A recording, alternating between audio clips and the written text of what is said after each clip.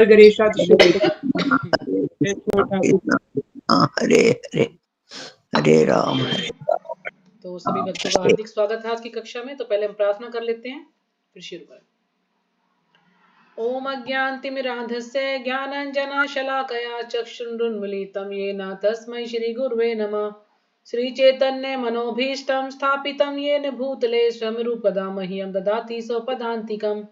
वन्देऽहं श्रीगुरो श्रीयुतपदकमलं श्रीगुरून् वैष्णवांश्च श्रीरूपं साग्रजातं सहगण रघुनाथं तं सजीवं साद्वैतं सावधूतं परिजनसहितं कृष्णचैतन्यदेवं श्री राधा कृष्ण पादान सहगण ललिता श्री विशाखान्वितांश्च।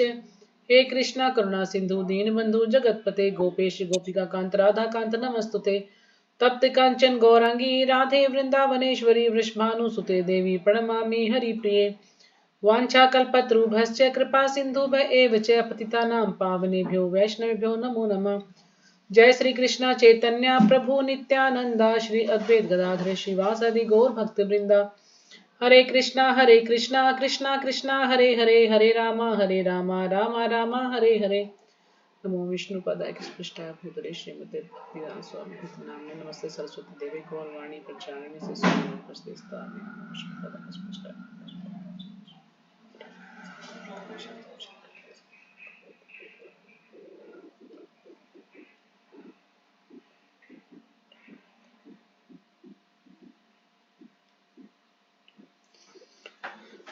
तो अभी कई दिन बाद हमारी क्लास हुई है क्योंकि छुट्टियां बहुत हो गई हैं इस महीने में। अक्टूबर में और नवंबर में भी कई छुट्टियां हुई हमारी, त्योहार थे, कुछ शादियां थी। तो अभी कोशिश करेंगे कि हम इसको कंटिन्यू रखें। तो अभी हमारा चल रहा है भक्ति योग अध्याय 12।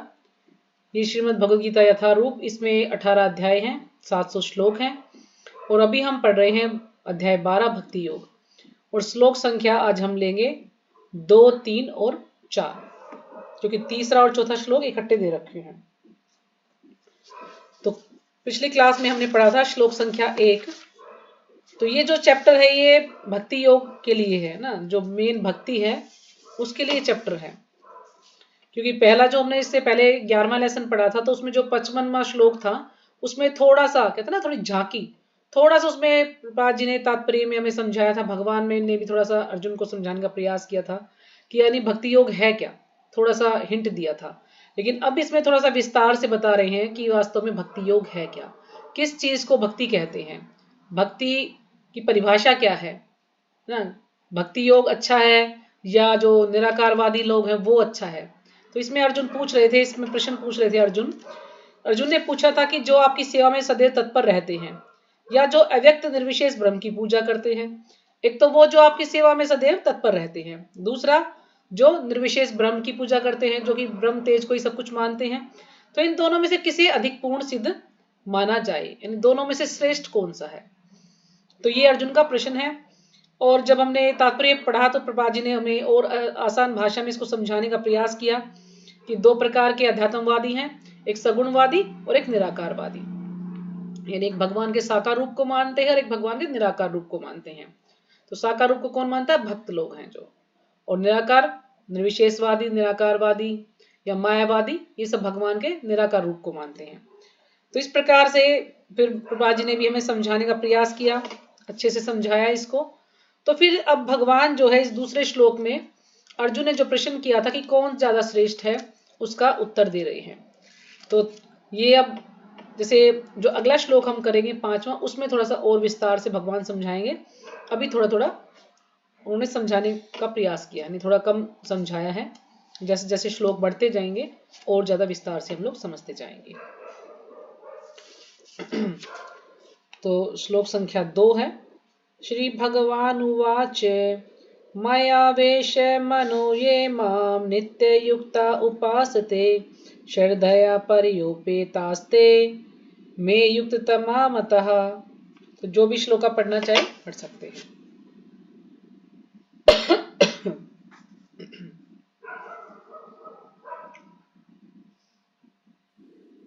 हरे कृष्णा माता जी। हरे कृष्ण। ग्रंथ शास्त्र भगवद गीता यथारूप अध्याय 12 श्लोक संख्या 2।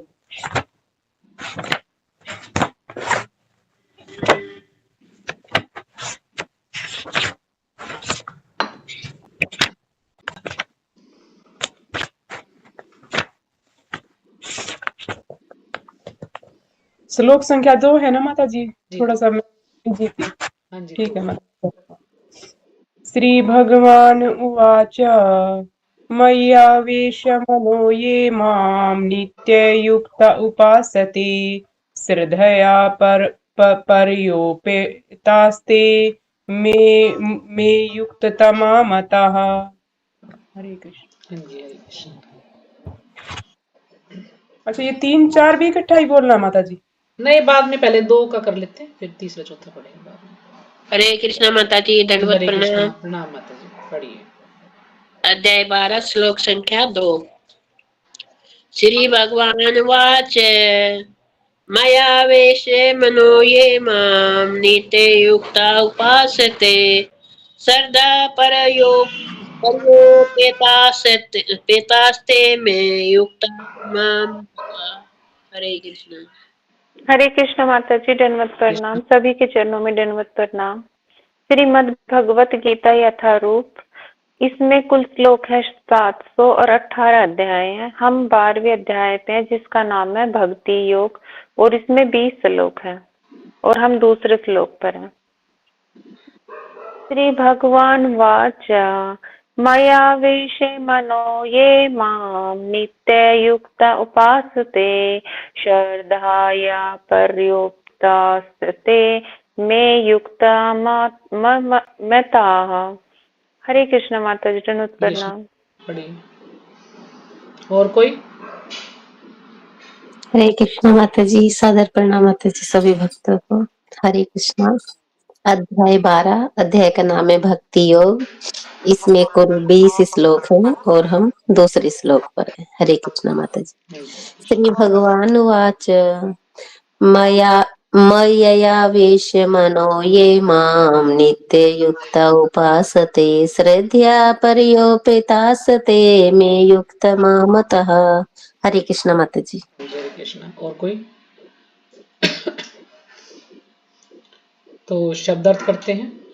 श्री भगवान वाच्य, श्री भगवान ने कहा, मई मुझ में आवेश्य स्थिर करके मन है मन को ये जो मां मुझको नित्य सदा युक्ता लगे हुए उपासते पूजा करते हैं श्रद्धया श्रद्धापूर्वक परिया दिव्य उपेता प्रदत्त ते वे में मेरे द्वारा युक्त तमः योग में परम सिद्ध मतः माने जाते हैं। अनुवाद। श्री भगवान ने कहा कि जो लोग अपने मन को मेरे साकार रूप में एकाग्र करते हैं, तो पहला पॉइंट क्या बोला भगवान ने कि जो लोग अपने मन को मेरे साकार रूप में एकाग्र करते हैं। फिर दूसरा है और अत्यंत श्रद्धा पूर्वक मेरी पूजा करते हैं ना, भगवान की श्रद्धा पूर्वक पूजा करते हैं, ऐसा नहीं भाई फॉर्मेलिटी के लिए पूजा करते हैं, और सदैव लगे रहते हैं ना, अत्यंत श्रद्धा पूर्वक मेरी पूजा करने में सदैव लगे रहते हैं, हमेशा पूजा में लगे रहते हैं, और वे मेरे द्वारा परम सिद्ध माने जाते हैं।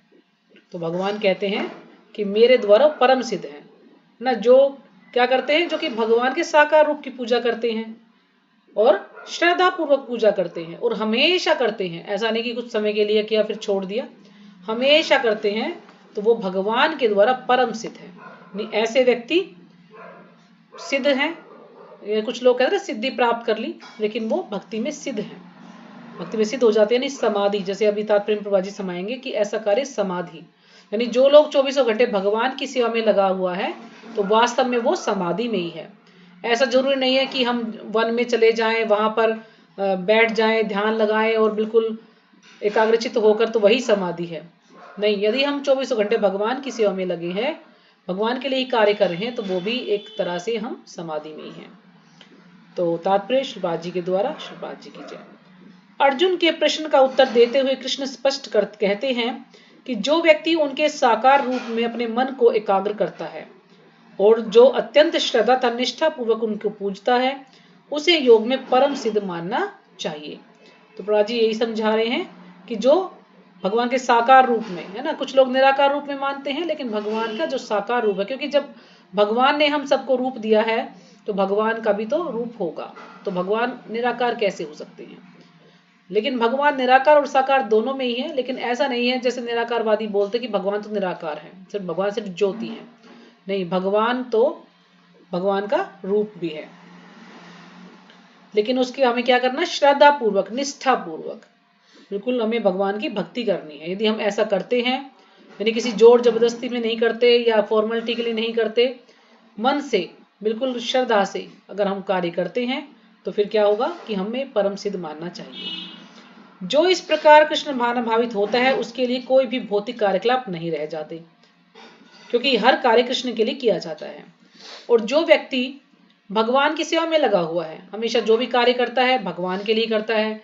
जैसे कि जप करना है, तो प्रभुपाद जी कहते हैं कि जो 16 माला अच्छे से करता है और 4 नियमों का पालन करता है, तो उसके लिए जो और तथाकथित जो कार्य हैं, अगर वो थोड़े से ऊपर नीचे हो भी जाएं, बाई चांस कभी मान लीजिए वो अच्छे से पढ़ाई ना कर पाए या भगवान की कोई सेवा है अच्छे से ना कर पाए, थोड़ा सा ऊपर नीचे हो जाता है, तो उसमें कोई परेशानी वाली बात नहीं है। मतलब उसका इतना वो नहीं है कि बहुत क्यों ऐसा क्यों हुआ, जो चलता है। लेकिन हमें जो अपना जप है और जो 4 नियम है उसको दृढ़ता से फॉलो करना है, वो नियम हमारे टूटना नहीं चाहिए। और जो सेवाएं हम भगवान की करते हैं तो उसमें थोड़ा बहुत ऊपर नीचे चल सकता है, तो यानी उनको इतना ज्यादा महत्व नहीं दिया जाता है। या इसमें ये भी हो सकता है, मान लीजिए जो हमारे जो ग्रह कार्य हैं, हो सकता है हम भगवान की भक्ति में लगे हैं और जो कुछ ग्रह कार्य हैं हमारे उनको अच्छे से नहीं कर पाते हैं, तो उसमें इतना ज्यादा ध्यान देने वाली कोई बात नहीं है। हमें मेन है जो भगवान के लिए या जो प्रभुपाद जी ने, जो गुरु महाराज ने हमें जो नियम बताए हैं उनको हमें दृढ़ता से फॉलो करना है। तो शुद्ध भक्त निरंतर कार्यरत रहता है ना। जो शुद्ध भक्त है वो सारे दिन क्या करता है, कुछ ना कुछ कार्य करता है, वो भगवान से संबंधित कोई ना कोई कार्य करता रहता है, ऐसा नहीं कि खाली बैठ जाता है। तो क्या करता है, वो कभी कीर्तन करता है तो कभी श्रवण करता है, या कृष्ण विषय कोई पुस्तक पढ़ता है। जो भक्त वो क्या करेगा, कभी कीर्तन करेगा, कभी सुनने का मन करेगा, भगवान की लय सुनेगा, कभी पुस्तकों को पढ़ने लग जाएगा, या कभी कभी प्रसाद तैयार करता है, या बाजार से कृष्ण के लिए कुछ लेकर आता है ना, कुछ खरीद के लाता, कोई सब्जी ले आया, कोई मिठाई ले आया, कोई फल ले आया कृष्ण के लिए, या भगवान की ड्रेस ले आया, भगवान के गहने ले आया, तो कुछ ना कुछ भगवान के लिए वो लाता है। या कभी मंदिर झाड़ता बुहारता है और कभी कभी मंदिर की सफाई भी करता है, तो कभी बर्तन धोता है। अब कभी कभी हम बर्तन, जैसे मान लीजिए भगवान को भोग लगाया तो उन बर्तनों की सफाई करते हैं, या जिन बर्तनों का यूज करके हमें भगवान की आरती करनी है उनको हम साफ करते हैं। वह जो कुछ भी करता है कृष्ण संबंधी कार्यों के अतिरिक्त अन्य किसी कार्य में एक क्षण भी नहीं गवाता। तो वो क्या करता है, सारे कार्य कृष्ण के लिए करता है, और जो और कार्य हैं उनमें वो समय नहीं खराब करता अपना। तो ऐसा कार्य पूर्ण समाधि कहलाता है ना। जो भी कुछ लाते हैं हम, जबकि देखो हमारे ये डेली के कार्य हैं, हमें सब्जी भी लानी पड़ती है, बनानी भी पड़ती है बच्चों के लिए, लेकिन हम उसको ये सोचें कि आज मुझे ठाकुर जी के लिए क्या बनाना है, उस हिसाब से हम बाजार जाएं, सब्जी खरीदें कि आज मुझे ये बनाना है, फिर भगवान को भोग लगाना है, भगवान को ये चीज बड़ी पसंद है तो आज हम यही बनाएंगे, है ना। हम घर वालों के बारे में ना सोचें। और फिर हम देखते हैं मंदिर की सफाई भी करनी चाहिए, मंदिर बड़ा गंदा है या धूल मिट्टी या ये कुछ भी है, या हम कुछ नियम बना रखा है भी हमें 1 हफ्ते में या 10 दिन में 15 दिन में मंदिर की सफाई करनी है, तो मंदिर की सफाई करता है। फिर मंदिर के जो भी हम भगवान की सेवा के लिए जो बर्तनों का इस्तेमाल करते हैं उनको अच्छे से धोता है ना। जैसे भगवान के जो पीतल के बर्तन है, तांबे के बर्तन है, वो कितने काले हो जाते हैं, लेकिन उनकी सफाई करता है बिल्कुल मन लगा कर कि मुझे बिल्कुल को साफ करना है, तो उसमें कितना समय लगता है उसको रगड़ने में, है ना। और वो बर्तन डेली काले हो जाते हैं, लेकिन फिर भी उसको हम साफ करते हैं अच्छे से कि वो अच्छे लगने चाहिए, ठाकुर जी को प्रसन्न करने का प्रयास करते हैं। और ऐसे प्रसाद बनाते हैं, बाजार से कुछ भी हम लाते हैं अपने लिए, तो पहले हम क्या सोचते हैं कि भाई हम अपने लिए कुछ ले, चलो ठाकुर जी के लिए भी कुछ लेके चलते हैं, कोई ड्रेस ले आए भगवान के लिए या भगवान की कोई ज्वेलरी ले आए, तो इस प्रकार से वो क्या है, फिर हमारा भक्ति कार्य ही बन जाएगा। ऐसा नहीं है कि वो हमारा दैनिक कार्य तो है ही, लेकिन हम उसको इस प्रकार से करें जैसे कि यहाँ पर बाजी हमें समझा रहे हैं, तो फिर वो एक तरह से भक्ति ही मानी जाएगी। ऐसा नहीं कि भक्ति में नहीं जुड़ेगा, वो भक्ति में ही जुड़ेगा जो भी हम कार्य करेंगे, लेकिन वही इसको करने का तरीका इस प्रकार से हमें करना चाहिए। तो यदि हम इस प्रकार से अपने को पूरे दिन व्यस्त रखते हैं भगवान की सेवा में, तो फिर हमें पूर्ण समाधि में ही माना जाना चाहिए। ऐसा व्यक्ति पूर्ण समाधि में है जो अपना समय बेकार की बातों में, प्रजल्पा में, कहने का जो कि हम बेकार की इधर उधर की बातें करते हैं, किसी की चुगली करते हैं, किसी के और के बारे में बात करते हैं, तो वो सब व्यर्थ है उसके लिए। वो उस चीज में समय नहीं लगाता, वो जो भी कार्य करता है भगवान की सेवा में ही लगाता है उसको। हाँ, लेकिन हम परिवार में हैं तो थोड़ा बहुत हमें इधर उधर जाना भी पड़ता है ना। लेकिन उसका मतलब ये नहीं है कि हम भाई भक्ति में उसको बिल्कुल छोड़ दें, वो भी करना है, लेकिन वही ना कि उसको ध्यान से ऐसा कोई कार्य ना करें, मतलब किसी की मेन जो है बेकार की बातें ना करें। अगर हम किसी से बात कर रहे हैं तो भक्ति के बारे में करें, या चलो घर की भी कुछ बात करनी है तो ऐसी बातें करें कि किसी के बारे में गलत ना बोलें, किसी की चुगली ना करें। तो ये हमें प्रयास करना चाहिए, और ये धीरे धीरे जो है हम कर पाएंगे। एकदम से तो हम कहना हमारे जो कर्म है हम इतने दिनों से जो करते आ रहे हैं तो एकदम से तो बदलना मुश्किल है, लेकिन धीरे धीरे जैसे जैसे समय गुजरता जाएगा तो हम इसको बदल पाएंगे। तो इसलिए हमें प्रयास करना चाहिए, क्योंकि हम सब वैसे भी सेवा में ही लगे हैं। प्रभुपाद जी ने इस बार सुबह आरती करते हैं, फिर भगवान के लिए भोग बनाते हैं, भगवान को स्नान कराते हैं, मंदिर की सफाई करते हैं, घर की सफाई करते हैं, अपना जप पूरा करते हैं, है ना कुछ क्लास भी ले रहे हैं, कुछ ना कुछ पढ़ाई भी कर रहे हैं, या हम पुस्तकें बांटने के लिए जाते हैं। तो सारे भक्ति कार्य हैं। देन इस प्रकार से हम अपने आप को बिजी रख सकते हैं। तो अगला श्लोक पढ़ते हैं। भगवान ने हमें कार्य बता दी कि हमें क्या क्या कार्य करना है, किस प्रकार से हम भक्ति में लगे रह सकते हैं। अगला श्लोक पढ़ते हैं, तीसरा और चौथा। ये तव अक्षरम निर्देश्यम अव्यक्तम पर्युपासते सर्वत्र गम चिंतयम च कूटस्थम चलम ध्रुवम सन्नियमेन्द्रियाग्रामं सर्वत्र संबुद्धया ते प्राप्नुवन्ति मामेव सर्वभूतहिते रतः। तो जो भी माता जी श्लोक पढ़ना चाहे पढ़ सकते हैं। हरे कृष्णा माता जी, दंडवत प्रणाम। श्लोक संख्या 3 और 4। ये तव अक्षरम निर्देशम अभयम पर्युपासते सर्वत्र गामि चिंतयं च कुटिस्थं चलं ध्रुवं सन्नोयम्ये इन्द्रियाणि ग्राम सर्वत्र संबुद्धया ते प्राप्त अनुवन्ति मामे सर्वभूतितेश रताः। हरे कृष्ण माता जी, दंडवत प्रणाम।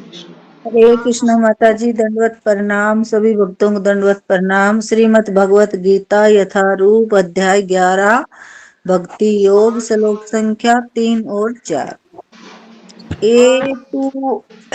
ये तु अक्षरम अनिर्देश्यम अव्यक्तम पर्युपासते सर्वत्र गमे चिंतयं च कुटस्थ मंचलम ध्रुवम सनीये में इंद्रिया ग्रामम सर्वत्र संबुद्धये ते प्रापु परवंती मामेव सर्वभूतहिते रता। हरे कृष्ण माता जी, दंडवत प्रणाम। सभी भक्तों को दंडवत प्रणाम। जी, और कोई श्लोक आप पढ़ना चाहे तो पढ़े। के चरणों में कोटि कोटि प्रणाम। भरतराज श्रीमद् भगवत गीता यथारूप अध्याय 12 श्लोक संख्या 3 और 4।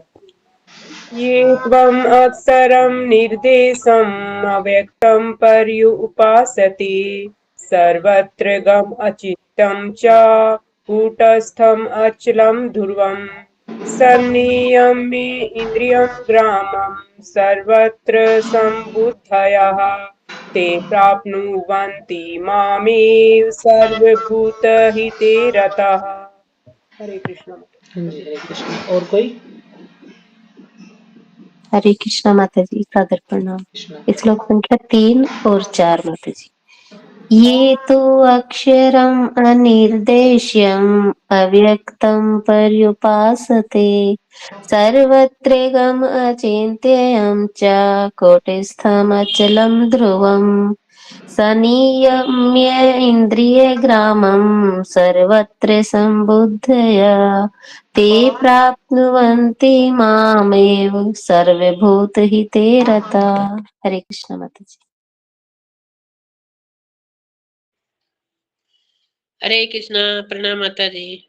अध्याय 12 श्लोक संख्या 3 और 4। ये तवक्षरमणि दर्शे हम परिवेपासते सर्वत्र गम चिंतेम च कटु सथम चलम ध्रुवम सानिध्येम इंद्रिये ग्रामम सर्वत्र सम्बुद्ध्या ते प्राप्नुवन्ति मामेव सर्वभूतहिते रतः। हरे कृष्ण। हाँ जी, हरे कृष्णा। और कोई हो गया सबको?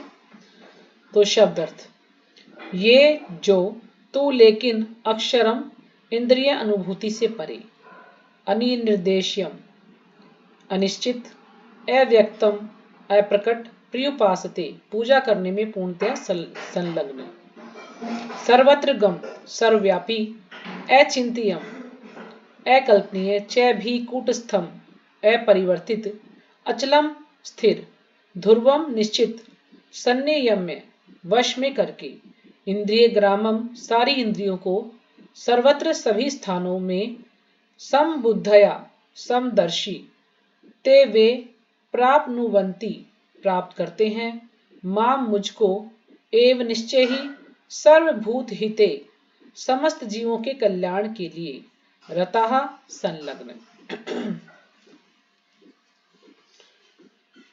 अनुवाद, लेकिन जो लोग अपनी इंद्रियों को वश में करके तत्सबों के प्रति संभाव रखकर परम सत्य की निराकार कल्पना के अंतर्गत उस अव्यक्त की पूरी तरह से पूजा करते हैं। तो ये यहाँ पर एक इसके बारे में बता रहे हैं, यानी जो कि ध्यान योगी हैं या निराकारवादी हैं, उनके बारे में बता रहे हैं कि जो उनका ये प्रोसेस है बहुत लंबा है, कितना कठिन है ये रास्ता जो कि ये लोग करते हैं। तो क्या करना होगा उसमें, अपनी इंद्रियों को वश में करना होगा पहले, और इंद्रियों को बलपूर्वक वश में करना बहुत कठिन है जब तक कि हम उनको सेवा में ना लगाएंगे। तो ऐसे हम बलपूर्वक इंद्रियों को वश में करें और सबों के प्रति संभाव रखकर, तो जितने भी जीव हैं सबके प्रति हमारा संभाव हो, सबके साथ एक जैसा व्यवहार करें हम, परम सत्य की निराकार कल्पना के अंतर्गत, यानी जो परम सत्य की निराकार कल्पना, यानी जो उनको निराकार समझते हैं, उस अव्यक्त की पूरी तरह से पूजा करते हैं। अव्यक्त यानी जो अप्रकट है, भगवान, कभी जो उनका जन्म नहीं होता है, तो उसकी पूजा करते हैं। जो इंद्रियों की अनुभूति के परे हैं, जो भगवान है इंद्रियों की अनुभूति, यानी हम अपनी इंद्रियों से उनको देख नहीं सकते, समझ नहीं सकते, हमारी इंद्रियों से परे हैं वो, सर्वव्यापी हैं, सब जगह हैं भगवान, अकल्पनीय है, यानी हम उनकी कल्पना भी नहीं कर सकते कि भगवान कैसे हैं, अपरिवर्तनीय है, यानी उनमें कोई परिवर्तन नहीं होता है, अचल तथा ध्रुव है, वो अडिग है और बिल्कुल ध्रुव है, निश्चित है, अटल है, वे समस्त लोगों के कल्याण में संलग्न रहकर अंततः मुझे प्राप्त करते हैं। तो समस्त लोगों के कल्याण में, तो समस्त लोगों का कल्याण कैसे होगा, जब हम उनको भगवान से जोड़ देंगे, भगवान के बारे में उनको बताएंगे, तो जो भगवान जो कि सभी लोगों के कल्याण में रहेंगे वो मुझे आखिर में प्राप्त कर सकते हैं।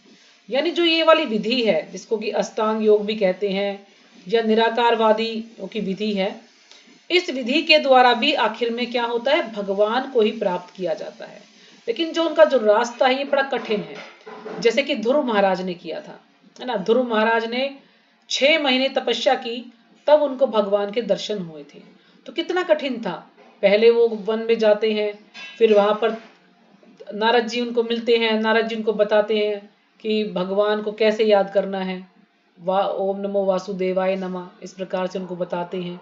क्योंकि ध्रुव महाराज तो निकल लिए कि मुझे भगवान चाहिए, बस उन्हें ये नहीं पता विधि क्या है। तो ये विधि कौन समझाएगा हमें, गुरु महाराज हमें विधि समझाएंगे। तो नारद उनके गुरु हैं, उनको बताते हैं कि कैसे कैसे आपको कार्य करना है। फिर वो कुछ दिन भोजन करते, फिर वो कुछ दिन भोजन भी छोड़ देते हैं, फिर उसके बाद वो सिर्फ पानी पानी पीते, फिर वो पानी भी छोड़ देते हैं, फिर वो पेड़ों के पत्ते खाते हैं, उनको भी फिर थोड़े दिन में छोड़ देते हैं और सूखे पत्ते खाने लगते हैं। कुछ समय बाद सूखे पत्ते भी छोड़ देते हैं और फिर सिर्फ हवा लेते हैं, और फिर कुछ समय बाद हवा भी छोड़ देते हैं, बिल्कुल सांस रोक के करते, तब उनको भगवान के दर्शन होते हैं। इस विधि में उनको 6 महीने लगते हैं। कितनी कठिन तपस्या है। लेकिन प्रभुपाद जी ने तो हमें ऐसी कठिन तपस्या करने के लिए कहा ही नहीं है कि हम ये सब कुछ छोड़ दें। प्रभुपाद जी ने तो हमें क्या कहा कि हम अपनी इंद्रियों को भगवान की सेवा में लगाएं। जब हम अपनी इंद्रियों को भगवान की सेवा में लगाएं, धीरे धीरे हमारी इंद्रियां हमारे वश में आ जाएंगी, हमारी जो चेतना है वो शुद्ध हो जाएगी और हमें जो है फिर भगवान के दर्शन हो जाएंगे, हम जो है भगवान के धाम जा पाएंगे। तो इस प्रकार से ये जो रास्ता है ये बड़ा कठिन रास्ता है, लेकिन जो भक्ति योग का रास्ता है जो प्रभुपाद जी ने हमें दिया है वो इतना कठिन नहीं है, अगर हम उसको अच्छे से करते हैं तो। जैसे कि माता जी जो भक्ति योग से नहीं जुड़ रहा उसके लिए तो बड़ा कठिन है। जैसे हम बोलते कि हम 3 बजे उठे, 3:30 उठे, कह रही सर्दी में भी इतनी जल्दी उठ जाते हो और नहा लेते हो। हमें मतलब अच्छा लगता है ना अंदर से। पहले तो जब हमने शुरू में जुड़े थे तो हम जबरदस्ती करते होंगे, हो सकता है हमें मन नहीं रहा, अभी किसी ने बोल दिया देख लेना कल कर लेंगे जब, आज नहीं कर रहे, या मुझे जब करने में आनंद नहीं आ रहा तो आज मैं नहीं करूं, है ना। तो जैसे इसमें जो प्रभु जी तो बता रहे थे कि अब कुछ लोग ये सोचते हैं कि मुझे जब करने में आनंद नहीं आ रहा तो मैं जब नहीं करूं। तो कभी तो आनंद आता है ना हमें, महीने में 1-2 दिन तो ऐसा आता है कि हमारा जब बड़ा अच्छा होता है उस दिन। सभी के साथ ऐसा होता होगा कि आज भी मुझे नींद आई, बहुत अच्छा जब हुआ आज मेरा, कभी कभी होता है ना ऐसा। और कभी ऐसा होता है कि हम कितना भी कोशिश कर ले जब होता ही नहीं है, बहुत मुश्किल होता है, हमें बस काउंटिंग करनी है भी आज किस तरह से माला पूरी हो जाए। तो ये जो भगवान है ना, भगवान कभी कभी हमें रस की प्राप्ति करा देते हैं, क्योंकि हमें बिल्कुल ही अगर उसमें रस नहीं आएगा तो हम छोड़ देंगे भक्ति। तो भगवान कभी कभी कृपा करते कि आज हमें जप बहुत करना अच्छा लगा, आज हमें जप करने में बड़ा आनंद आया, लेकिन हम अपने आनंद के लिए जप नहीं करते, हम भगवान को आनंद देने के लिए जप करते हैं। जैसे जब हम जॉब करते हैं तो जॉब हमारा जो बॉस होता है वो हमें क्या रोज सैलरी देता है, नहीं ना, महीने में एक बार हमें सैलरी मिलती है। लेकिन हम कभी ऐसा तो नहीं सोचते कि भाई हम जो है आज हमें सैलरी मिलेगी तो सिर्फ आज ही हम काम करेंगे, ऐसा तो नहीं है ना, हमें काम तो रोज ही करना है, लेकिन महीने में एक दिन सैलरी मिलेगी जब। लेकिन जो महीने में जो सैलरी मिलती है एक दिन, कितना आनंद आता है, बहुत अच्छा लगता है ना कि आज इतने सारे पैसे मुझे मिले हैं। तो इसी प्रकार से जो ये जप है, जप में भी अगर हम महीना पूरा करते हैं तो 2-3 दिन तो ऐसा जरूर मिलेगा, एक दिन तो या एक दिन तो ऐसा जरूर आएगा कि हमें उस दिन बड़ा आनंद आता है कि आज जप करने में बड़ा आनंद आया। तो इसी प्रकार जैसे सैलरी में आनंद आता है, इसी प्रकार से भगवान हमें थोड़ा थोड़ा कृपा करते हैं कि ताकि हमें अच्छा लगे। यदि हमें बिल्कुल ही नीरस लगने लगेगा, अच्छा नहीं लगेगा, तो हम लोग भक्ति छोड़ देंगे। तो ये भगवान की कृपा है जो कि हमें इस प्रकार से कृपा करते हैं कि हम अच्छे से कर पाए। तो यानी पहले तो हम जब भक्ति में जुड़े होंगे तो हम जबरदस्ती ये चीज किया होगा, लेकिन अभी हमें रस आने लगा है इसमें, है ना। हमारा मतलब ऐसा बिल्कुल नियम ऐसा हो गया, जब हम कितना ही लेट सोए लेकिन हमारी 4 बजे आंख खुलेंगी ही खुलेंगी।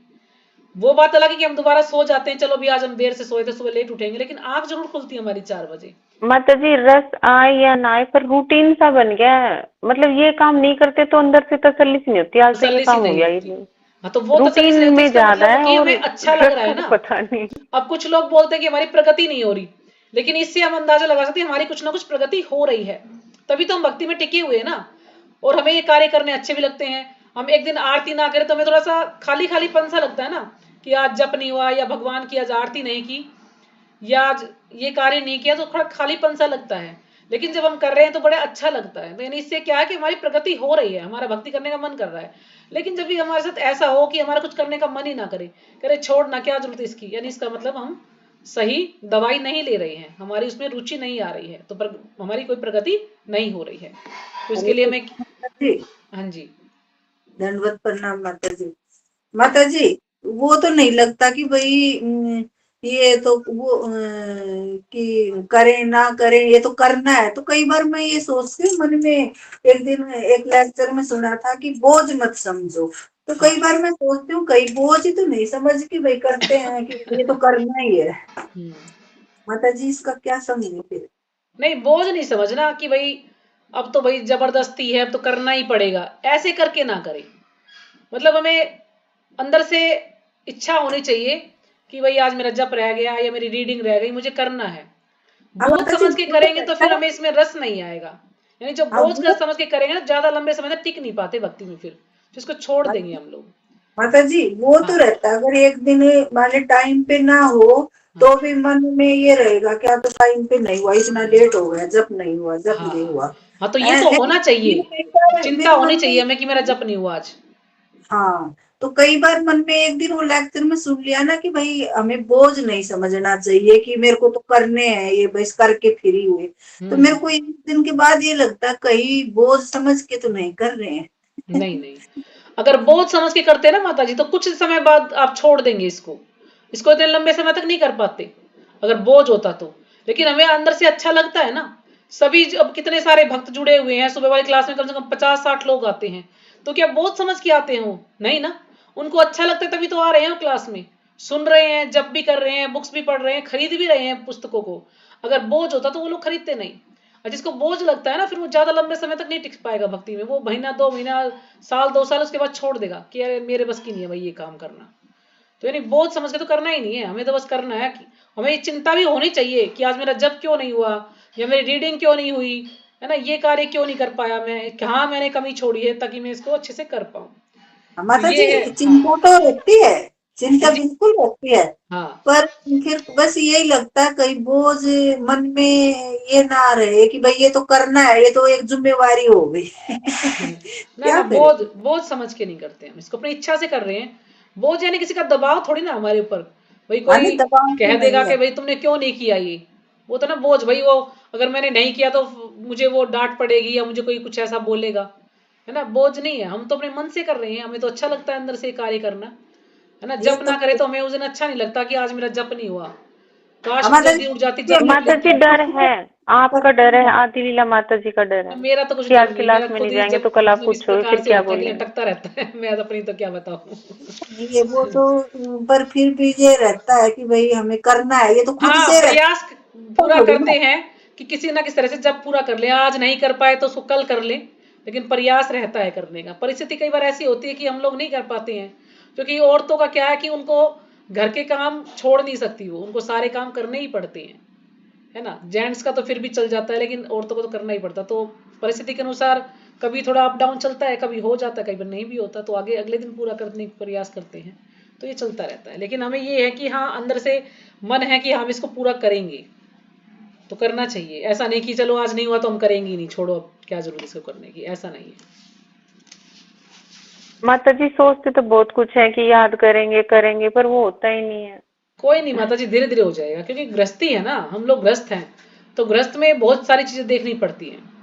सबकी इच्छाओं को भी देखना पड़ता है, घर के कार्यों को भी देखना पड़ता है, कहीं बाहर भी जाना पड़ता है, सब कुछ जो है करना पड़ता है। ऐसा नहीं कि हम भक्ति से जुड़ जाएं और सारे कार्य छोड़ दें, ऐसा नहीं छोड़ सकते, हमें करना ही पड़ेगा ये। लेकिन फिर भी उसमें कहीं ना कहीं ऐसा रहता है कि हाँ आज मेरा ये कार्य रहेगा तो मुझे करना है, तो ये भक्ति ही है।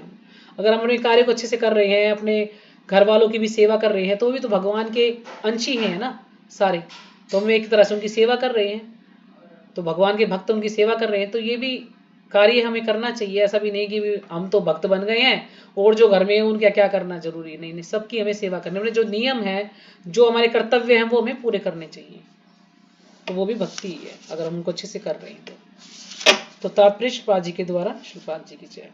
जो लोग भगवान कृष्ण की प्रत्यक्ष पूजा न करके अप्रत्यक्ष विधि से उसी उद्देश्य को प्राप्त करने का प्रयत्न करते हैं, वे भी अंततः श्री कृष्ण को ही प्राप्त होते हैं, है ना। भगवान यहाँ पर प्रभा जी हमें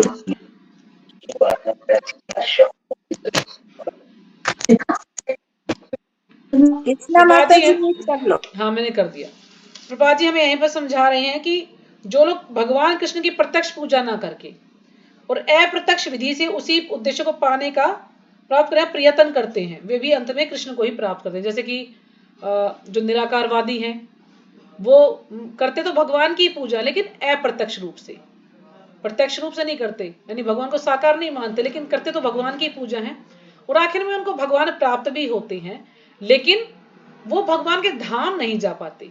उनको भगवान का ऐश्वर्यशाली रूप प्राप्त होता है, लेकिन वो भगवान के धाम नहीं जा पाएंगे। जो निर्विशेषवादी हैं, निराकारवादी हैं, वो किसी उच्च लोक तक चले जाएंगे, भगवान के दर्शन भी उनको शायद हो जाएंगे, लेकिन वो वापस आ जाएंगे, यानी भगवान के धाम नहीं जा पाते वो लोग। लेकिन जो भगवान की बिल्कुल प्रत्यक्ष विधि से अच्छे से साकार रूप से भगवान की भक्ति करते हैं, तो वो भगवान को प्राप्त कर लेंगे, वो भगवान के धाम चले जाएंगे। या इसमें जैसे कि हम ध्रुव महाराज का भी उदाहरण लिया, तो ध्रुव महाराज को जैसे भगवान के दर्शन भी हुए और वो भगवान के धाम भी चले गए। तो यानी भक्ति बिल्कुल दृढ़ है तो हो सकता है कि उनके साथ ऐसा उनको मिल भी सकता है, लेकिन ये डिपेंड करता है कि उसकी साधना कैसी है, साधना पर डिपेंड करता है। क्योंकि सभी तो ध्रुव महाराज की तरह भक्ति नहीं कर पाते जो निर्विशेषवादी हैं, है ना, कुछ लोग कर पाते हैं, कुछ नहीं भी कर पाते, तो वो उनकी भक्ति पर डिपेंड करता है। तो यानी भगवान के धाम वो जा भी सकते हैं, भगवान के दर्शन उनको हो सकते हैं। तो अनेक जन्मों के बाद बुद्धिमान व्यक्ति वासुदेव को ही सब कुछ जानते हुए मेरी रूह शरण में आता है। तो अनेक जन्मों के बाद, जब ये श्लोक है ना, बहुनाम जन्म नामांते ज्ञानवान माम प्रपदते वासुदेव सर्वमिति सह महात्मा सुदुर्लभा। तो ये है 7वें अध्याय का 19वां श्लोक है ये। तो नहीं, अनेक जन्मों के बाद बुद्धिमान व्यक्ति वासुदेव को ही सब कुछ जानते हुए मेरी शरण में आता है। अब ऐसा तो नहीं कि अनेक जन्मों के बाद, यानी हमारे बहुत, अब सोच लें कि अब हमारे बहुत सारे जन्म हो जाएंगे तब हम भगवान को जान पाएंगे, ऐसा नहीं है। अनेक जन्मों के बाद यानी भक्ति तो करनी ही पड़ेगी, है ना। यानी अब हमें सिर्फ ए अक्षर के बारे में पता लगा है, फिर हमें आ के बारे में पता लगे, यानी धीरे धीरे स्टेप वाइज हर कदम, जैसे प्रत्येक सीढ़ी है, पहली सीढ़ी फिर दूसरी सीढ़ी, इस प्रकार से हर जन्म में हम थोड़ी थोड़ी भक्ति करते हैं तो बिल्कुल हम जो है ना बिल्कुल दृढ़, या जिनको पूरी तरह से भगवान को तत्व से जान पाना, वो काफी जन्मों के बाद ऐसा होता है कि हम भगवान को अच्छे से जान पाते हैं। तो इसमें हमें काफी सारे जन्म लग जाते हैं, ऐसा नहीं कि हम एक जन्म में सब कुछ भगवान को जान लेंगे अच्छे से, नहीं। तो उसमें हमें काफी जन्म लग जाते हैं, लेकिन उसके लिए भी हमें ये नहीं कि बिल्कुल भगवान का नाम ले ही ना, चलो बहुत सारे जन्म होंगे तो भगवान का अपने आप ज्ञान हो जाएगा, नहीं। उसके लिए भक्ति तो करनी ही पड़ेगी हमें। जैसे कि अभी हमने 1% भक्ति की, फिर 2% की, 3% की, इस प्रकार से हमारी भक्ति बढ़ती रहती है जैसे जैसे हमारा जन्म होता है। तो फिर हम जाके भगवान की शरण में जाते हैं, यानी हमें बहुत सारे जन्म लगते हैं भगवान को जानने के लिए, तब हम भगवान की शरण ग्रहण करते हैं। और जब मनुष्य को अनेक जन्मों के बाद पूर्ण ज्ञान होता है तो वह कृष्ण की शरण ग्रहण करता है ना। जब हमें भगवान के बारे में अच्छे से ज्ञान हो जाता है तो फिर हम भगवान की शरण ग्रहण करते हैं। यदि कोई इस श्लोक में बताई गई विधि से भगवान के पास पहुंचता है तो उसे इंद्रिय निग्रह करना होता है ना। इस श्लोक में बताया गया ना, अगर इस श्लोक के हिसाब से हम चलेंगे तो उसे क्या करना पड़ेगा, इंद्रिय निग्रह करना पड़ेगा, यानी अपनी इंद्रियों को संयमित करना पड़ेगा, अपनी इंद्रियों को वश में करना होगा। प्रत्येक प्राणी की सेवा करनी होती है, और जितने भी प्राणी हैं, जीव हैं, सबकी हमें सेवा करनी है, और समस्त जीवों के कल्याण कार्य में रत होना होता है। और जितने भी जीव हैं सबका कल्याण कार्य करना है, सबके उद्धार के बारे में सोचना है कि आखिर इनका भला कैसे हो सकता है। तो इस प्रकार से हमें सबके बारे में सोचना होगा। इसका अर्थ यह हुआ कि मनुष्य को भगवान कृष्ण के पास पहुंचना ही होता है, अन्यथा पूर्ण साक्षात्कार नहीं हो पाता। तो इसका अर्थ यहाँ पर प्रभुपाद जी समझा रहे हैं कि यानी उसको भगवान के पास पहुंचना ही है, नहीं तो उसको पूर्ण साक्षात्कार नहीं होता, यानी अच्छी तरह से भगवान के बारे में नहीं जान पाता है। प्राय भगवान की शरण में जाने के पूर्व पर्याप्त तपस्या करनी होती है। जब हम भगवान की शरण में जाना चाहते हैं तो उससे पहले हमें पूर्ण तपस्या करनी होती है। तपस्या यही है जो कि हमें प्रभुपाद जी ने दिया है कि 4 नियम का पालन करना है, जप करना है ना, भगवान की सेवा करनी है। इस प्रकार से ये सब तपस्या ही है। अगर हम इसको अच्छे से कर पाते हैं तो फिर हम भगवान के धाम जा सकते हैं, भगवान की शरण ग्रहण कर सकते हैं। आत्मा के भीतर परमात्मा का दर्शन करने के लिए मनुष्य को देखना, सुनना, स्वाद लेना, कार्य करना आदि इंद्रिय कार्य को बंद करना होता है। तो कितनी कठिन विधि है ये, है ना। अष्टांग योग या जो निराकारवादी, कितना कठिन विधि है ये, कि उसको क्या करना होगा, आत्मा के भीतर परमात्मा का दर्शन करने के लिए, है ना। सभी के हृदय में क्या है, परमात्मा रूप में भगवान है और आत्मा भी है। तो उसको उस परमात्मा का दर्शन करने के लिए क्या करना है कि मनुष्य को देखना, यानी और किसी चीज को नहीं देखना, कुछ सुनना नहीं है ना, कुछ स्वाद भी नहीं लेना है, भोजन भी नहीं करना है, और कार्य भी नहीं करना है कुछ भी, जैसे कि ध्रुव महाराज ने किया। तो इस प्रकार से मैं सब कुछ जो है क्या करना, अपने इंद्रियों को कंट्रोल करना है, यानी हम कुछ नहीं देखेंगे, कुछ नहीं सुनेंगे, कुछ नहीं खाएंगे। इस प्रकार से हमें इंद्रियों को, जो जितने भी कार्य हैं इंद्रियों के, सारे बंद करने होंगे, तब हम परमात्मा का दर्शन कर पाएंगे अपने हृदय में।